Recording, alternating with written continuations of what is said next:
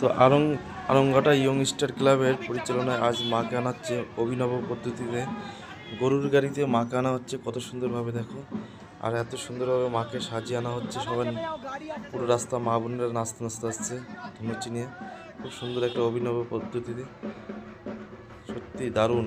অবশ্যই ভিডিওটা ভালো লাগলে লাইক কমেন্ট করবে, আর আমার পেজটাকে সবাই সাবস্ক্রাইব করে রাখবে এ ধরনের ভিডিও দেখার জন্য।